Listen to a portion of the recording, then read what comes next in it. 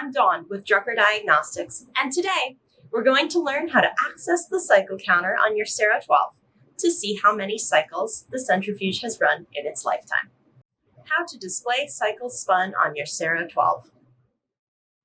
Your SERO 12 has a built-in cycle counter that shows total lifetime spins.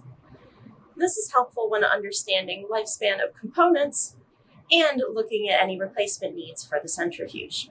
Let's see how to access it. Let's begin by opening the lid.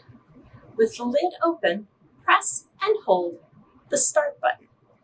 Initially, the word lid will flash on the RPM screen, but shortly, the word cycles will flash, and then the total number of cycles will be displayed down in the time screen.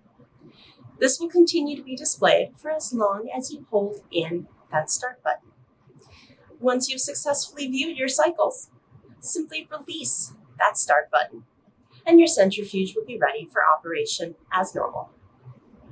And that's how to access the cycle counter on your SERO 12. If you have questions, you can always contact Drucker customer service, and we'll be happy to help. If you'd like to review other features of your SERO 12, some helpful links are popping up on your screen right now.